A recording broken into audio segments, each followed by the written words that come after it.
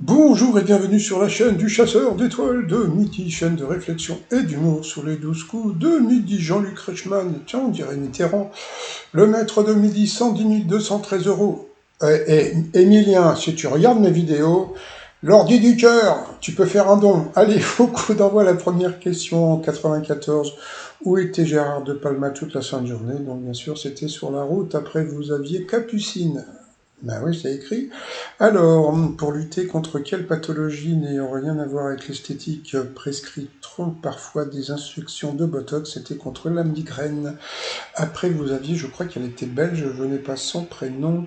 En 81, qui a précipité de manière involontaire la naissance du fils de France Gall? C'était Elton John. Ensuite, vous aviez, alors lui, la crise de rire. J'ai pas encore son prénom, mais il était du sud-ouest. Alors, est-ce que, parce que bon, en général, quand il est du sud-ouest, normalement, il va en finale. On va voir si j'ai raison ou si j'ai tort. Quel artiste aussi, entre espoir et résignation dans son titre Gravité, c'était Zazie.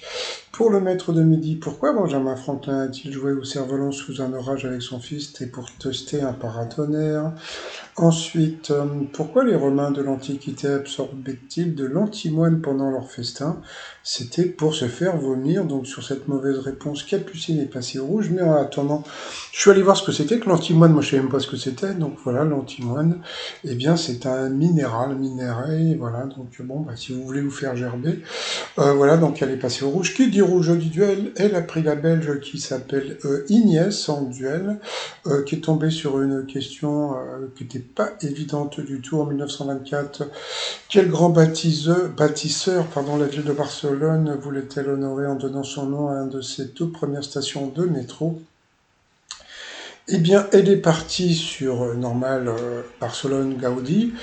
Le maître de midi a dit non, non, bah, moi je serais parti sur quelqu'un de vivant à l'époque, donc je serais parti sur Gustave Eiffel. Eh bien, pas du tout, c'était Ferdinand de Lesseps, que je connais pas non plus. Donc voilà, donc Baba et Agnès, donc ensuite Capucine, Émilien et Yannick, tiens, le sud-ouestain, sont retrouvés pour le coup par coup. Dans quel film un animal marin est-il à l'honneur? Donc c'est ça, je me rappelle de son prénom, c'est Yannick qui est passé à l'orange. Ensuite, quelle proposition reprend les premiers mots d'une chanson de Michel Polnareff? La mauvaise réponse, eh bien, c'est Yannick qui l'a donné dans la maison vide. Ça ne commence pas comme ça. Donc, sur cette mauvaise réponse, il est passé au rouge. Qui dit rouge dit duel? Il a pris Capucine en duel, sauf que bon, qu'est-ce qu'ils ont fait? Ils ont balancé la pub. Bon, bah normalement, alors bon, tiens, l'ordi du cœur, le lien sous la vidéo si vous voulez faire un geste, monsieur dame, à votre bon cœur, monsieur dame, le lien sous la vidéo, et donc nous on revient après la pub. Allez, on va voir si j'avais raison en début. Est-ce qu'ils vont vouloir l'éliminer en lui mettant une question difficile? Quelle récompense le compositeur Ennio Morricone a-t-il reçu? Donc, elle est partie sur les victoires de la musique. C'était un 7 d'or. Voilà, c'est une question difficile qui fait que, eh bien, Yannick se retrouve en finale. Voilà. Le truc qui marche à 80%, c'est que si vous êtes du sud-ouest ou corse, en général, vous finissez en finale.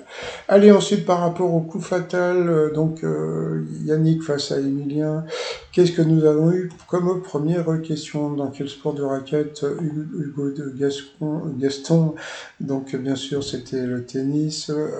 À quoi le mot de M de Medef correspond-il? C'était, je sais même plus ce que c'était le Après, quelle est la plus grande ville française à avoir des numéros de téléphone commençant par un 01 à Paris? En 1896, quel Grec a gagné le premier marathon des Jeux Olympiques modernes? Et là, il nous a donné le nom. Je ne vous cache pas que je n'avais jamais entendu parler de ce nom, bien sûr. Donc voilà, il nous a raconté l'histoire du grec. Qu'est-ce que tu... Non mais franchement, qu'est-ce que tu veux dire? Parce que bon, en général, les maîtres de midi sont avantagés, mais comme je l'ai dit, il est avantagé avec des questions qu'on connaît pas. Donc, mais, voilà. Bon, moi, je dis rien. Après, quels animaux de bouquins sont Caline, Grignotte et Benjamin, il n'a pas trouvé. De quelle couleur sont les chats chartreux, c'était gris. Qui fut garde des Sceaux de François Mitterrand? Donc ça, c'était un peu plus connu. Hein, donc c'est celui qui a aboli la peine de mort. Donc bon, voilà. Ensuite, comment est le rossignol dans la chanson Le temps des cerises, il était gai? Dans quel dessin animé de Disney voit-on trois vaches devenant chasseuses de primes pour sauver leur ferme? Il n'a pas trouvé. De quel animal fait spécifiquement commerce le moritier? Donc les morues. Dans quel pays la population parle-t-elle le tagalog? Là, c'est pareil, et donc là, c'était les Philippines. Alors, je vais vous dire une chose, je suis allé aux Philippines, d'accord? Je suis à la Manille et tout, aux Philippines. Je savais même pas que la langue là-bas, c'était le tagalog. Voilà, donc bon, bah voilà, et lui, il le savait.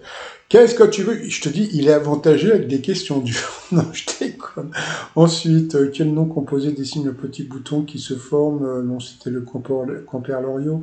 Quelle nation a une équipe féminine de rugby surnommée les Black Ferns? C'était la Nouvelle-Zélande. Quel grand écrivain français a créé le personnage d'Enjolras? Il ne savait pas la honte. Alors là, putain, la honte, il ne savait pas. Non, je crois que c'était Victor Hugo, et en plus, je suis même pas sûr. Bon, alors, comme il s'est planté, donc, ils lui mettent une question de bébé après, hein, comment appelle-t-on les habitants du Congo?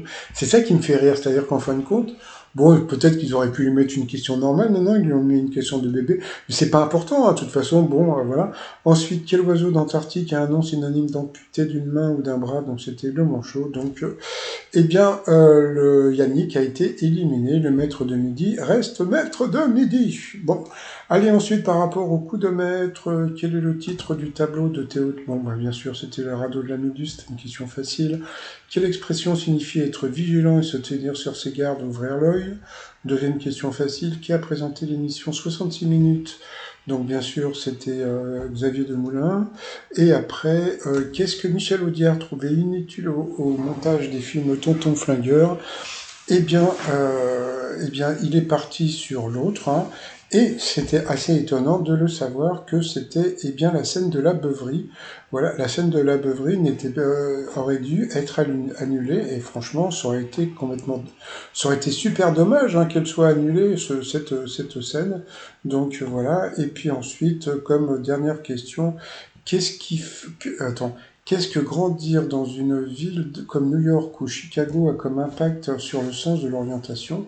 Bah, il a dit ça le développe, et pas du tout, c'était ça l'inhibe. Bon, bah, à cause de ça, et donc il a eu 2 coups d'arrêt, mais franchement, comment dire... Là, on s'est rendu compte d'un truc, hein, c'est que bon, ils savent comment éliminer eh bien, Émilien, c'est de lui mettre des questions sur le cinéma un peu pointues. Et voilà, donc bon, pour l'instant, il reste maître de midi. Dans l'étoile mystérieuse, il n'a pas pu dire de nom, comme il s'est planté. Et sinon, ben moi, viens de me taper 2 émissions. Je ne vous cache pas que c'est épuisant. Il est sympa, Jean-Luc Reichmann, mais... Oh là là là là là là, les remarques qu'il fait sur le maître de midi, bon, je trouve qu'il en rajoute un peu trop. Voilà, je trouve qu'il en rajoute un peu trop, mais bon, il est animateur, donc qu'est-ce qu'il fait, un animateur? Il anime. Tiens, justement, en parlant d'animateur, je prépare une vidéo sur Jean-Luc Reichmann juste après, par rapport à ses silences. Vous verrez juste après. Allez, bye bye.